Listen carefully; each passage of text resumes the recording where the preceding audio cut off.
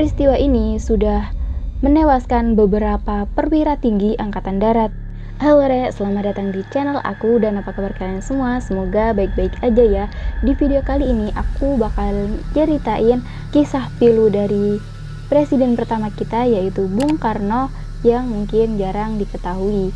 So, buat kalian yang penasaran, simak videonya sampai habis ya.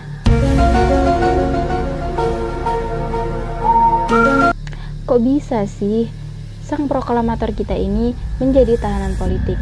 Jadi, ini berawal dari suatu tragedi berdarah yang berlangsung pada tanggal 30 September 1965 yang menyeret suatu partai di mana partai itu dituduh sebagai pelaku dari kejadian tersebut. Nah, Bung Karno ini seperti melindungi partai tersebut di mana ia mempertahankan konsep nasionalis agama komunis yang biasa disingkat sebagai Nasakom, yang diyakininya sebagai tiga kekuatan utama suatu bangsa, dan hal tersebut terjadi di Lobang Buaya. Peristiwa ini sudah menewaskan beberapa perwira tinggi Angkatan Darat. Peristiwa ini menjadi peluang untuk melumpuhkan dan melengsarkan Bung Karno, dan karena peristiwa ini pula Bung Karno dianggap sebagai pengkhianat terhadap negaranya sendiri, dan akibat itulah Bung Karno menjadi tahanan politik. Jadi apa saja yang terjadi ketika Bung Karno menjadi tahanan politik? Next.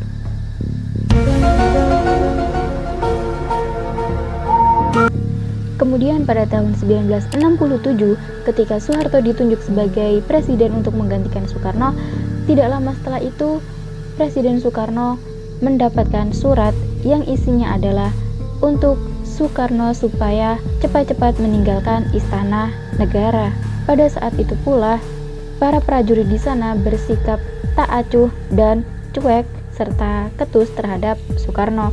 Pada saat itu, Bung Karno tidak sempat mengemas barang-barang pribadinya, sehingga satu-satunya barang yang berhasil ia bawa hanyalah bendera pusaka.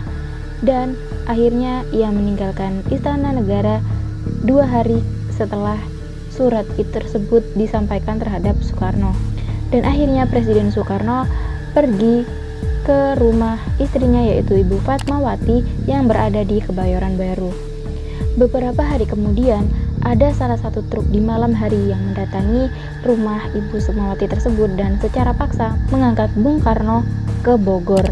Diketahui bahwa itu adalah perintah dari para perwira yang merasa terusik apabila Bung Karno masih berada di Jakarta.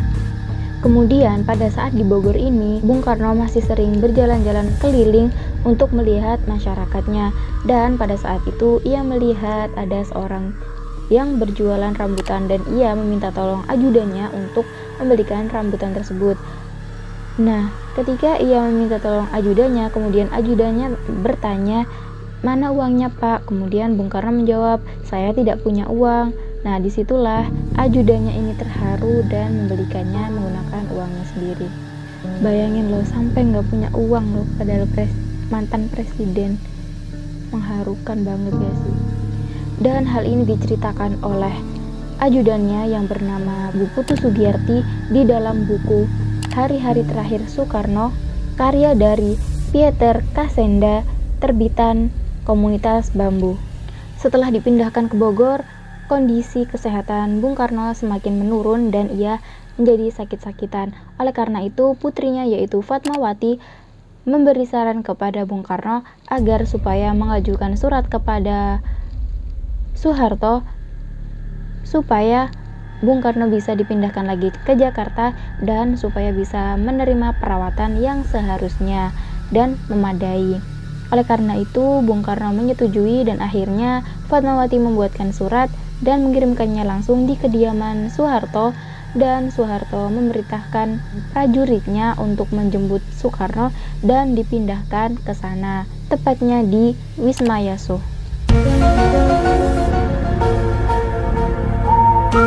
Namun, sesampainya Bung Karno di Wisma Yasuh tersebut, bukan perlakuan istimewa yang didapatkan oleh Bung Karno, melainkan perlakuan buruk seperti dibentak dan dimarahi. Padahal posisinya Bung Karno sedang sakit. Selain itu, kamar yang dihuni oleh Bung Karno juga kecil, kotor, dan bau. Kemudian Dokter yang merawatnya juga tidak merawat dengan sebaik-baiknya atau tidak melakukan tugas yang seharusnya ia lakukan. Bahkan, di sana tidak disediakan obat khusus untuk meredam nyeri yang dialami oleh Bung Karno. Beliau hanya diberi vitamin dan madu yang khasiatnya tidak terlalu berpengaruh untuk penyakitnya pada saat itu. Mengetahui bahwasanya Bung Karno menderita di Wisma Yaso, sebenarnya banyak masyarakat yang ingin menyelamatkan beliau. Ada sekelompok masyarakat yang tergabung dalam suatu pasukan berhasil memasuki ruangan yang dihuni oleh Bung Karno. Namun, ketika pasukan tersebut sampai di sana, Bung Karno menolak dengan alasan atau dengan tujuan agar tidak terjadi perang saudara.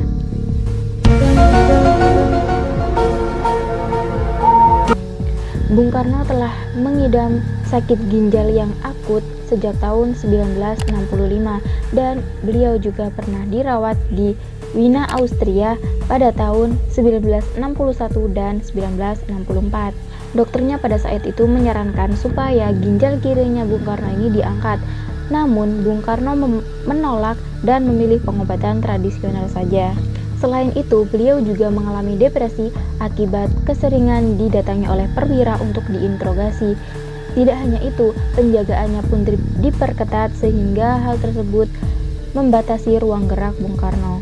Sampai pada suatu ketika, petugas di sana sering melihat Bung Karno ini berbicara sendiri dan kesehatannya semakin lama semakin menurun.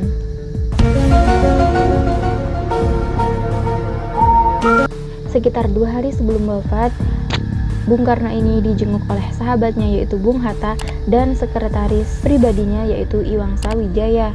Dan pada saat itu pula Bung Hatta dan Iwang Sawijaya ini menangis melihat kondisi Bung Karno yang semakin tidak berdaya ini. Bahkan Bung Karno hanya mampu menyapa dengan lirih atas kedatangan sahabatnya ini.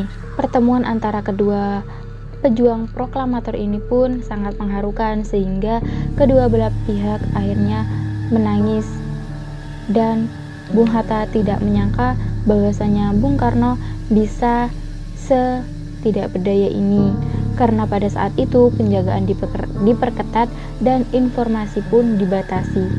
Bahkan informasi yang diperoleh oleh wartawan dan masyarakat Indonesia yaitu ketika dokter yang merawat Bung Karno ini angkat bicara dan pada saat itu mengatakan bahwasanya Bung Karno sudah wafat atau meninggal dunia.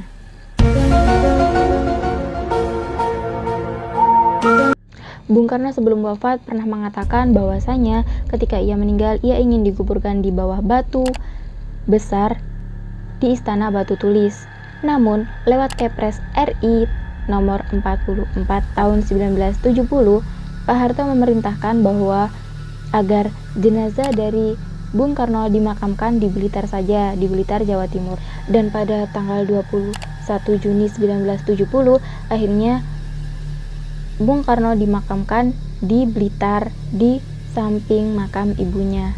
Upacara pemakaman Bung Karno dipimpin oleh Panglima ABRI Jenderal M. Pangabean sebagai inspektur upacaranya. Dan 7 hari setelahnya ditetapkan sebagai masa berkabung oleh pemerintah. Sepanjang RSPAD ke bandara, jutaan rakyat berkerumun dan bersedih atas meninggalnya proklamator kita semua. Jadi sekian cerita aku kali ini, bagaimana menurut kalian? Bisa komen di bawah ya.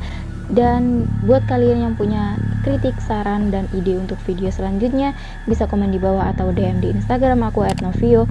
Jangan lupa di like jika kalian suka video ini, di subscribe dan nyalakan tombol loncengnya supaya kita sama-sama tahu cerita yang unik selanjutnya. Mohon maaf apabila ada salah-salah kata dan see you on my next video. Dadah.